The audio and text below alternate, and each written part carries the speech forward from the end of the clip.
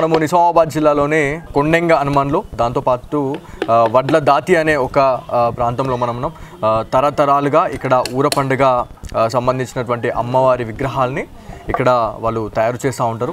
So మనతో మాట్లాడడానికి మనతో రవీందర్ చారి అన్నగారు అయితే ఉన్నారు. వారితో మాట్లాడడం 100 ఏళ్ళుగా వీళ్ళే అమ్మవారి విగ్రహాలని తయారు చేస్తూ ఉన్నారు. దాదాపు 18 విగ్రహాలని ఇక్కడ తయారు చేసి మనకి నగరంలో ఉన్నటువంటి అమ్మవారి ఆలయాలు ఏవైతే ఉన్నాయో అక్కడికి ఈ విగ్రహాలను అయితే పంపిస్తారని చెప్పేసి మనకు తెలుస్తుంది.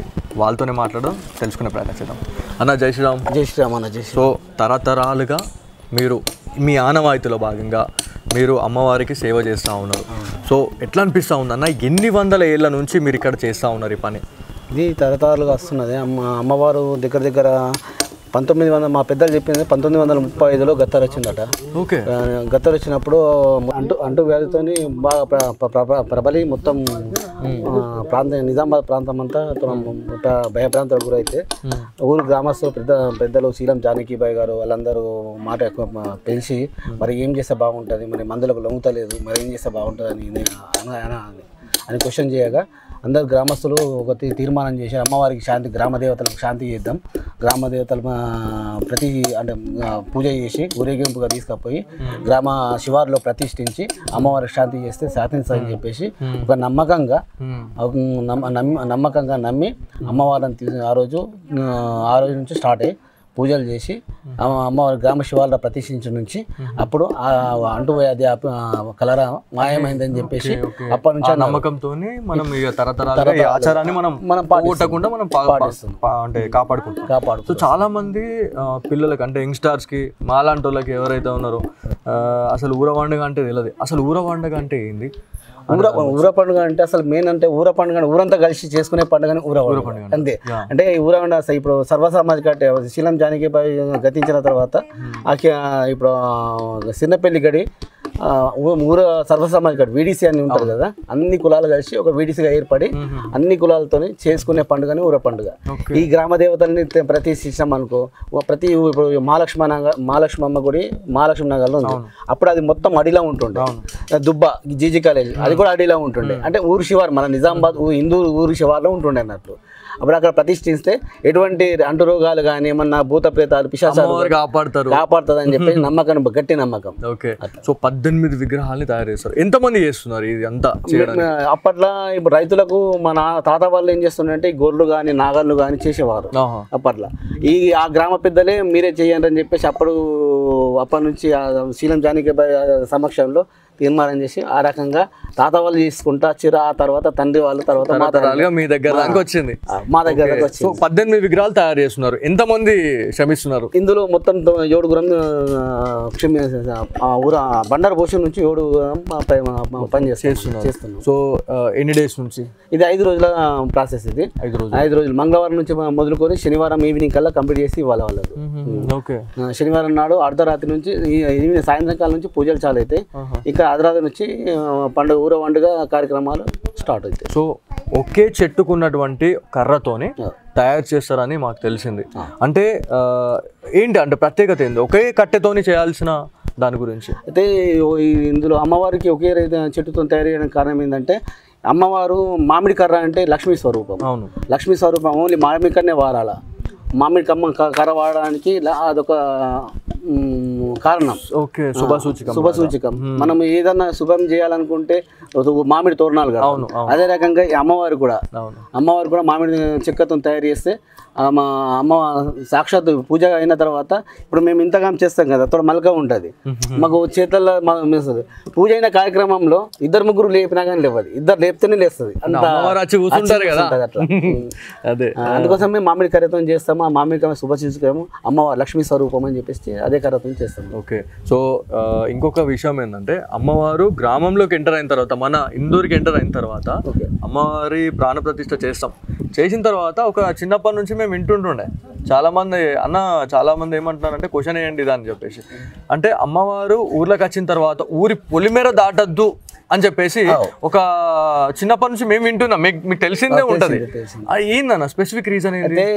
ఊర పండుగ ఇప్పుడు బండారు పోస్తాం కదా, ఇప్పుడు నిజామాబాద్ పట్టణాల్లో బండారు అంటారు, చిన్న పల్లెటూర్లలో వాళ్ళు ఏంటంటే ముడుపులు అంటారు. అయితే అమ్మవారికి బండారు పోయాం కానీ అమ్మవారికి శక్తి కోల్పోతాయని చెప్పేసి ఒక నమ్మకం. అటువంటి ఊరు దాటద్దు, ఊరు ఇడిచి పోవద్దు, ఊరు ఇడిచి పోవద్దు, ఊరు దాటద్దు అని చెప్పేసి అప్పటి నమ్మకం. మన మధ్య గాలిగిన చోకి ఏమైనా అంతరాయం కాకుండా పోవద్దు అని చెప్పేసి అంటారు. ఇప్పుడు అందుకోసం మళ్ళీ కొత్త ముహూర్తం తయారు చేసి మళ్ళీ ప్రాణ ప్రతిష్ఠించామనుకో యథావిధిగా అయిపోతుంది అని చెప్పేసి నమ్మకం. ఇప్పుడు ఈ అమ్మవారి విగ్రహాలని మీరు తయారు చేస్తున్నారు, మీరు 2 చేతులతోనే అమ్మవారిని అటు ఇటు చెప్తా ఉన్నారు. కాకపోతే అమ్మవారి ప్రాణ ప్రతిష్ఠ చేసిన తర్వాత ఇద్దరికైనా లేవదు అని చెప్పేసి దైవలీలని అంటారు. దైవలీలనే అది సాక్షాత్ దైవలీల. ఒక్కొక్కరు ఏంటంటే ఇప్పుడు మేము చేస్తున్నాం కదా, ఇప్పుడు వీళ్ళు గ్రామ సేవకులు ఉంటారు ఇక్కడ, వీళ్ళు మాకు తీసుకొచ్చి అందిస్తారు, చేస్తారు. మోసే వాళ్ళు కొంతమంది ఉంటారు, మోసే వాళ్ళకి ఒక్కటి లేవదు, మళ్ళీ వాళ్ళు ఒక సపోర్టర్ ఇద్దరిని తీసుకొచ్చుకుంటారు, తీసుకొచ్చుకొని ఇట్లా తీసుకొని ముగ్గురు తీసుకొని పోతారు. సాక్షాత్ అమ్మవారు వచ్చి కూర్చుంటది కాబట్టి ఆ వదన వస్తుంది, లేపలేం, ఆ శక్తి వస్తుంది. ఇంకా ఎట్లా అంటే అది మనం చెప్పరాని అనుభూతి అంతే. ఇంకా సో దాంతో పాటు ప్రతి ఊర పండుగ ఫెస్టివల్లో ఎవ్రీ ఇయర్ తొట్లని తయారు చేసి అమ్మవారిని దానిలో కూర్చోబెట్టేసి మనం ఊరేగింపు చేస్తాం.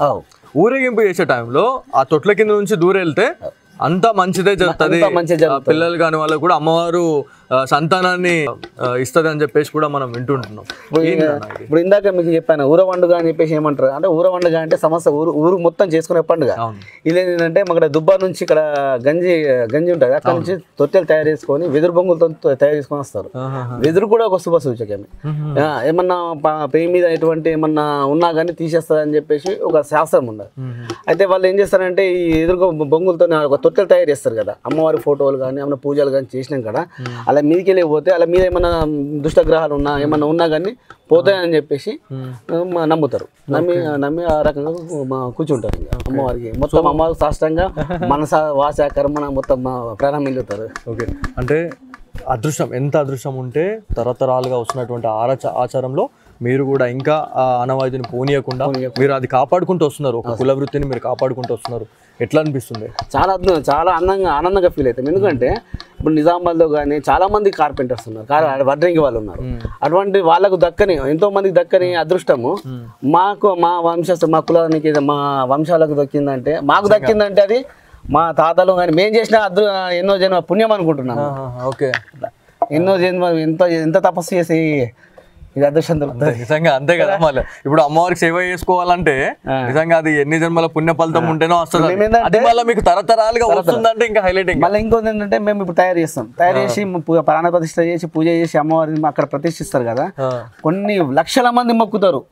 అది ఎంత అదృష్టం ఉండాలి అది. అవును, లక్షల మంది మొక్కుతారు. సో దాంతో పాటు ఆ రోజు 13వ తేదీ అంటే రేపు ఎక్కడెక్కడి నుంచి వచ్చే వాళ్ళు ఉంటారు. మళ్ళీ తర్వాత బోనాల పండుగ అన్నా లేకపోతే ఊర పండుగ అంటే మన హైదరాబాద్ భాగ్యనగర్ అని చూస్తూ ఉంటారు. దాని తర్వాత నిజామాబాదే టాప్ 2లో ఉంటుంది ప్రతిసారి కూడా, బోనాల పండుగ అయినా ఊర పండుగ అయినా. చాలా మంది ఇక మన శివసత్తులు కావచ్చు లేకపోతే పోతరాజులు వస్తూ ఉంటారు, ఎంతో మంది నృత్యాలు చేసుకుంటూ ఎంతో అంగరంగ వైభవంగా చేసుకుంటా ఉంటాం మనం ఇదంతా కలిసిమెలిసిగా. సో హైయెస్ట్ గ్యాదరింగ్ ఫెస్టివల్ ఏదైనా ఉంది అని అంటే మన ఊర పండుగ బోనాల పండుగ అని మనం చెప్తా ఉంటాం ఈ ఆషాఢ మాసంలో. సో అమ్మవారిని చూడడానికి, అమ్మవారి విగ్రహాన్ని చూడడానికి, దర్శనం చేసుకోవడానికి ఎక్కడెక్కడ నుంచి వచ్చే వాళ్ళు ఉంటారు అన్న? ప్రతి సంవత్సరము యాడికింత పెరుగుతుంది, పబ్లిక్ పెరుగుతుంది. ఇంతకుముందు ఏంటంటే పొద్దున 9 గంటల వరకు అంటే ప్రతిష్ఠించి ఇక్కడ పూజలు చేసుకుని వస్తుండే. ఇప్పుడు అమ్మవారు ఊరేగింపే చాలా అవుతుంది, 10-11 గంటలకు చాలా అవుతుంది.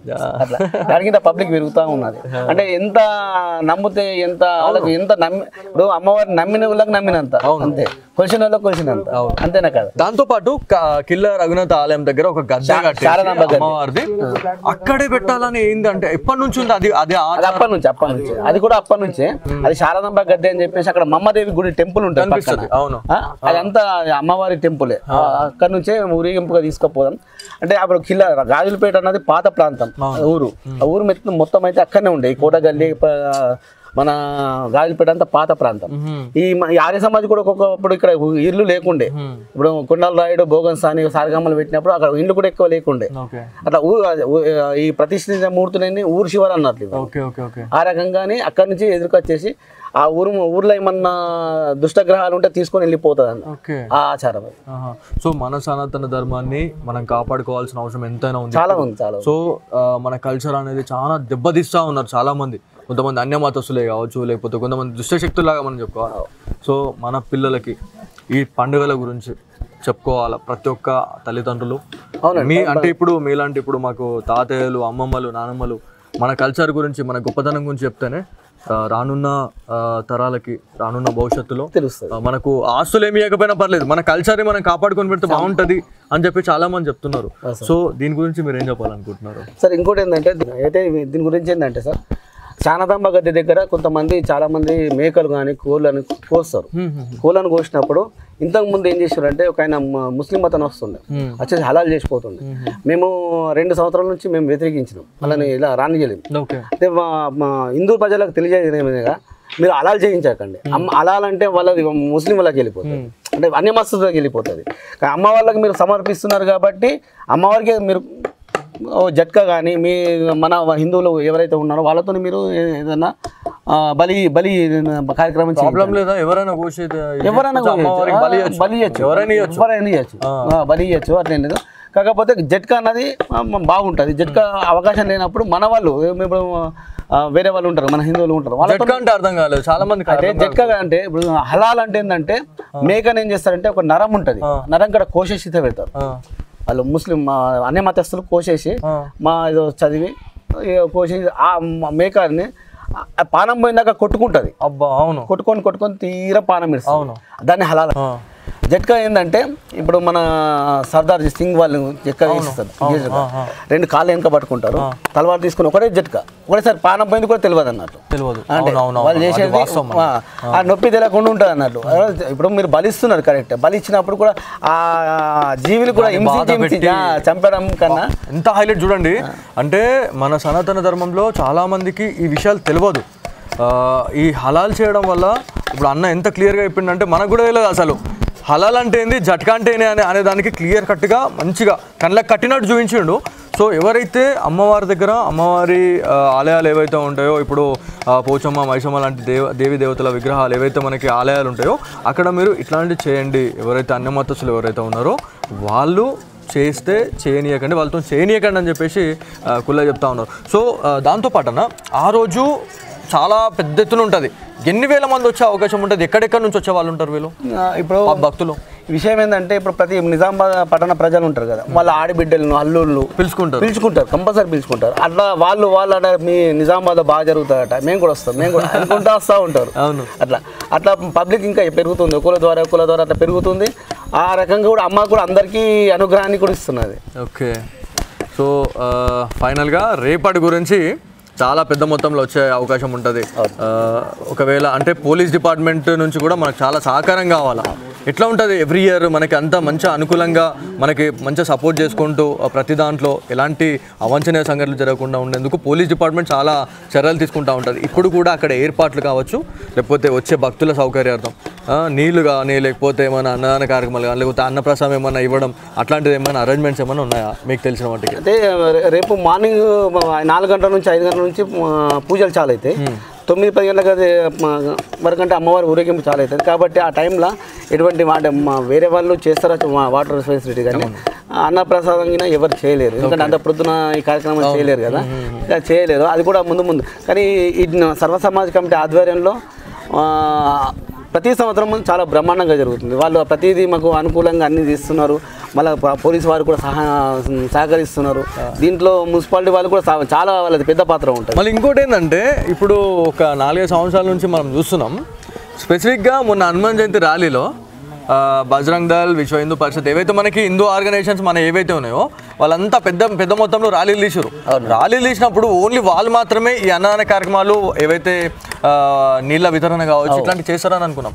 కానీ గల్లీ చేశారు. ప్రతి ఒక్క ఇంటి నుంచి బయట పెట్టుకొని వాటర్, దాంతోపాటు మజ్జిగ ఏవైతే పులిహోర కానీ పంచడం, అంటే రేపు కూడా ఇట్లాంటిది జరగబోతుంది ఉండబోతుందేమో అన్నట్టుగా కూడా అనిపిస్తుంది. ఎందుకంటే ఎక్కడెక్కడ నుంచో వస్తారు, బండ్లు ఎన్నో పెడతాం, అమ్మవారి దగ్గరికి పోవాలంటే 1 కిలోమీటర్ నడాలి ఈజీగా. సో మార్పు వచ్చింది అనుకోవచ్చు, అంతేనా? మార్పు ఖచ్చితంగా వచ్చింది, చాలా ఖచ్చితంగా వచ్చింది. ఒకవేళ ఇప్పుడు మీరు హనుమాన్ విజయయాత్ర ఉంది, అది మధ్యాహ్నం పూట ప్రొద్దున నుంచి మధ్యాహ్నం పూట బయలుదేరుతుంది కాబట్టి పాపం వాళ్ళ పాల్గొన్న వాళ్ళు ఆకలి దొప్పిక ఉంటారు కాబట్టి ప్రతి ఒక్కళ్ళు అలసిపోకుండా అట్లా చేయాలని చెప్పేసి ప్రతి ఒక్కళ్ళు మన హిందూ సోదరులు కానీ సహకరిస్తారు. ఇదంటే ప్రొద్దున మనము 10-11 వరకు అంటే ఊరేగింపు చాలా అవుతుంది కాబట్టి ఏం చేయలేని పరిస్థితి అట్లా ఉంటుంది. ఇంకోటి అప్పట్లో స్టార్టింగ్లో చేసినప్పుడు అమ్మవారు ప్రతిష్ఠించిన దాకా వాకిలు కూడా నూకేటోళ్ళు గారు, కానీ ఎవరు పాటించని పరిస్థితి. అంటే చాలా మంది బిజీ స్కెడ్యూల్లో ఇవన్నీ మనం పాటించలేకపోతున్నాం. ఇప్పుడు ఊర పండుగ బండారు పోసేదంటే ఇంట్లో పూజలు కూడా చేసుకునేవారు కాదు, పూజలు కూడా చేసుకునేవారు అమ్మవారి దగ్గర మొత్తం అమ్మవారి దగ్గర దీపం ముట్టియాలి ఇంట్లో, అమ్మవారి దగ్గరికి పోయి మనం మొక్కుకోవాలి ఉండాలి అంతే. అదే తర్వాత వాకిలి ముగ్గు కూడా వేసుకునేవారు గారు. అమ్మవారు ప్రతిష్ఠించగానే ఇల్లు వాకిలి నూకొని అప్పుడు ముగ్గు వేసుకొని పూజలు చేసుకునేవారు, అట్లా నడిచేది కాదు. ఇప్పుడు ఆడికింత పబ్లిక్ పెరుగుతుంది కాబట్టి లేట్ అవుతుంది అట్లా.